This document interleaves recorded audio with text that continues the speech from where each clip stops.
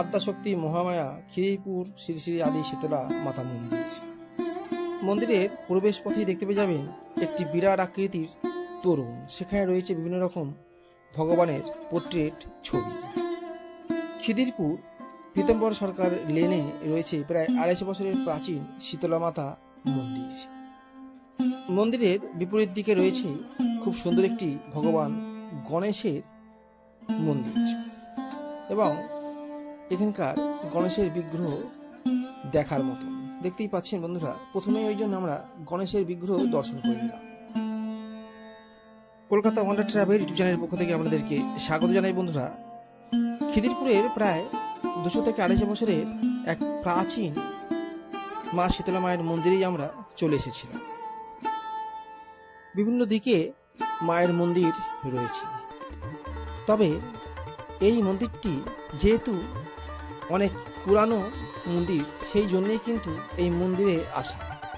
এই যে জায়গাটি দেখতে পাচ্ছেন, বিভিন্ন রকম বাৎসরিক অনুষ্ঠান, এখানে অনুষ্ঠানের ব্যবস্থা করা হয়ে থাকে এবং এই হিউজ আকৃতির ঘরের ঠিক পাশ দিয়ে আমরা গলি দিয়ে প্রবেশ করলেই মায়ের মন্দিরের সামনেই আমরা চলে যাব।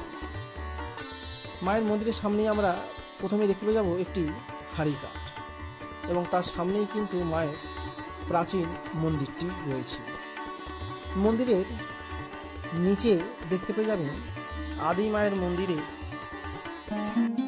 তন্তুবাই জাতীয় কর্তৃক, অর্থাৎ এনারাই মন্দিরটি স্থাপিত করেছিলেন।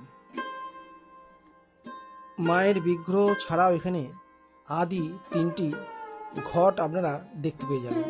এর থেকেই প্রমাণিত হয় যে মায়ের বিগ্রহ বহু প্রাচীন।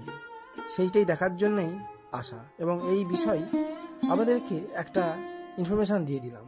যদি আপনারা কখনো যদি এই দিকে আসেন, অর্থাৎ খিদিরপুরের দিকে, তাহলে সময় পেলে মায়ের বিগ্রহ অবশ্যই দর্শন করে নেবেন, অবশ্যই মায়ের আশীর্বাদ পাবেন।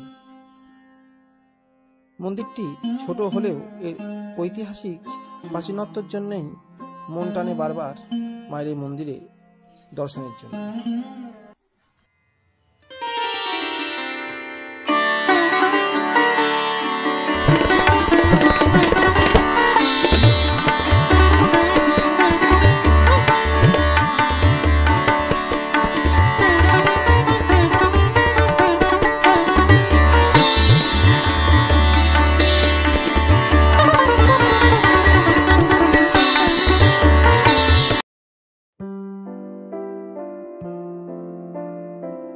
খিদিরপুর ফ্যান্সি মার্কেটের ঠিক অপোজিটেই দেখতে পেয়ে রামকমল স্ট্রিট, ঠিক সামনেই এই মন্দিরটি দেখতে পেয়ে যাবেন নতুনভাবে হয়েছে।